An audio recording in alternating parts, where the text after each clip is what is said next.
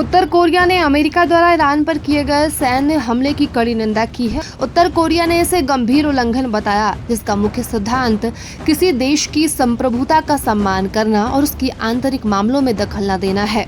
DPRK की तरफ से जारी बयान में कहा गया कि यह हमला अंतर्राष्ट्रीय कानून, क्षेत्रीय अखंडता और किसी भी स्वतंत्र देश की सुरक्षा हितों के खिलाफ है। उत्तर कोरिया ने कहा कि किसी देश की क्षेत्रीय अखंडता और राजनीतिक स्वतंत्रता में बाधा डालने वाले खतरे या बल प्रयोग का विरोध करना ही संयुक्त राष्ट्र की मूल भावना और उद्देश्य है, जिसे पूरी अंतर्राष्ट्रीय बिरादरी भी मानती है। राष्ट्रपति डोनाल्ड ट्रंप पर निशाना साधते हुए उत्तर कोरिया ने कहा कि अमेरिका इजराइल को जमीन हड़पने वाला बना रहा है, वह इजराइल के क्षेत्र विस्तार को प्रोत्साहित कर रहा है। बयान में ये भी कहा गया कि समय मध्य पूर्व की स्थिति वैश्विक शांति और सुरक्षा की नींव को हिला रही है और इसका कारण है इजराइल का लगातार युद्धों और जमीन के विस्तार के जरिए अपने एक तरफा हितों को आगे बढ़ाना।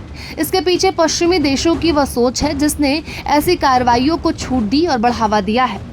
उत्तर कोरिया ने आरोप लगाया कि अमेरिका और इजराइल ने शांति बनाए रखने और खतरे को खत्म करने के बहाने से बल प्रयोग किया है, जिससे क्षेत्र में तनाव और बढ़ गया है और पूरी दुनिया की सुरक्षा प्रणाली पर इसका गंभीर असर पड़ा है। बयान के अंत में उत्तर कोरिया ने अंतर्राष्ट्रीय समुदाय से अपील की कि वह अमेरिका और इजराइल की इन कार्रवाइयों की एकजुट होकर निंदा और विरोध करे। वहीं रविवार को अमेरिकी एयर स्ट्राइक से पहले ईरान ने अमेरिका को धमकी भरा मैसेज भेजा था। इस मैसेज में ईरान ने चेतावनी दी थी कि अगर उसके परमाणु ठिकानों पर हमला किया गया तो वह अमेरिका के अंदर छिपे स्लीपर सेल्स को एक्टिव कर देगा। और एनबीसी न्यूज की एक रिपोर्ट के अनुसार ये चेतावनी ट्रंप को पिछले सप्ताह कनाडा में हुए G7 सम्मेलन के दौरान दी गई। माना जा रहा है कि ट्रंप ने ये मैसेज मिलने के बाद 16 जून की सुबह सम्मेलन से जल्द लौटकर इजराइल ईरान युद्ध की स्थिति में अपने सैन्य विकल्पों पर विचार किया।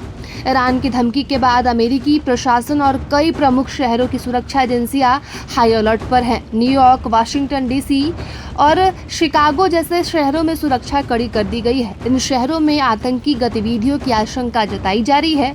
एक्सपर्ट्स का मानना है कि अगर ईरान ने सच में अमेरिका के अंदर स्लीपर सेल नेटवर्क को एक्टिव किया तो यह सुरक्षा के लिए एक बड़ा खतरा साबित हो सकता है। अमेरिका द्वारा ईरान के परमाणु ठिकानों पर की गई हवाई कार्रवाई को लेकर पाकिस्तान और ओमान जैसे देशों ने गंभीर चिंता और असहमति जताई है। पाकिस्तान के प्रधानमंत्री शहबाज शरीफ ने ईरान पर अमेरिकी हमलों की कड़े शब्दों में निंदा की। उन्होंने एक आधिकारिक बयान में कहा कि मैं ईरान पर हुए हमलों की कड़ी निंदा करता हूं।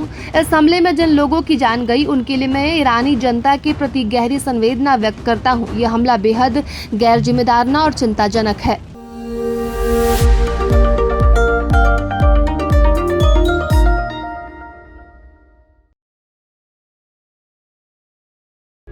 प्रभातखबर.com, विश्वास वही, रफ्तार नहीं।